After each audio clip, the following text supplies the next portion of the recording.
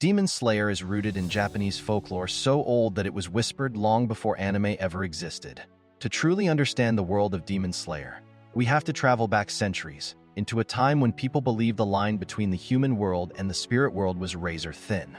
Back then, the darkness wasn't just empty space. It was alive with legends of creatures waiting just beyond the glow of lantern light. The idea of demons began with ancient tales of the Oni, monstrous beings who fed on fear, darkness, and human weakness. These weren't just monsters of nightmares. They were warnings woven into the fabric of Japanese storytelling, symbols of the emotions people tried to hide: anger, sorrow, jealousy, and despair. Some stories even claimed that Oni were once ordinary people. They became demons only after giving in to overwhelming pain or desire, transforming into something twisted by the emotions they could no longer control. This idea became a direct inspiration for the demons in Demon Slayer. In the series, demons are not born evil. They are people who suffered, broke, or were manipulated into abandoning their humanity. This theme is especially clear in Tanjiro's encounters with demons. He doesn't see them as faceless monsters.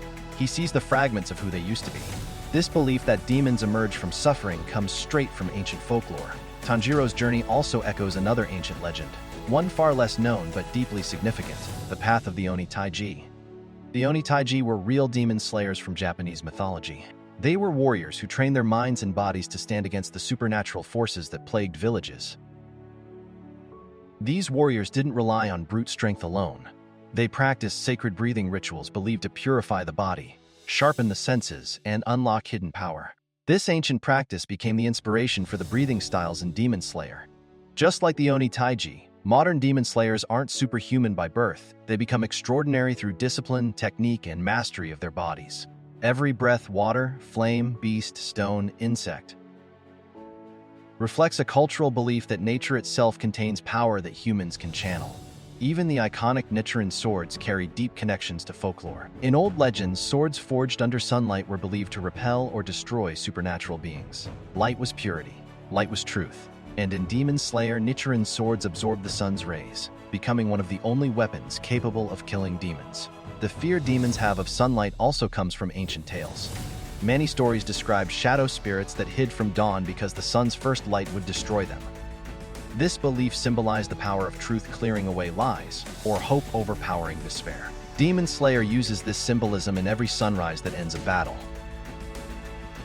Nezuko's transformation is another powerful connection to folklore. In old legends, there were spirits trapped between life and death beings who refused to succumb to darkness even after being changed.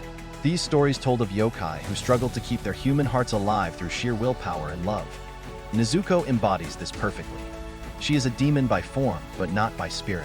Her resistance to craving human flesh reflects the oldest tales of spirits who chose compassion over instinct.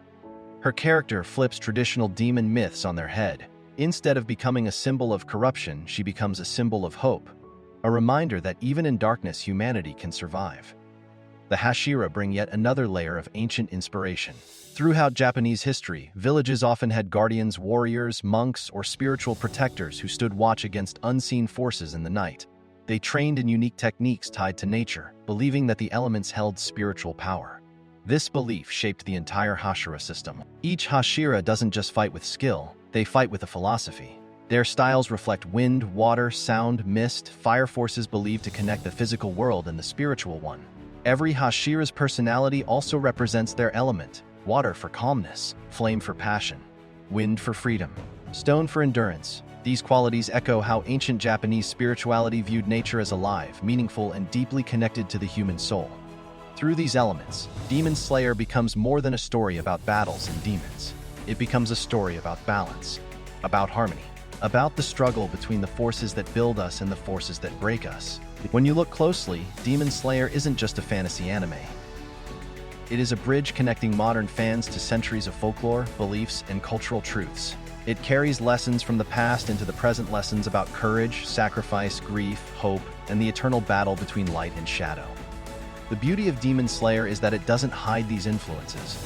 It celebrates them: every demon origin, every breathing technique, every symbolic sunrise. They all trace back to the ancient stories that shaped Japan long before the first animation frame was ever drawn. And that's what makes Demon Slayer so powerful. It doesn't just tell a story, it honors a legacy. It reminds us that even in the darkest worlds, there is always a path toward light if someone is brave enough to walk it. Leave a comment below, share, like, follow, and subscribe for more.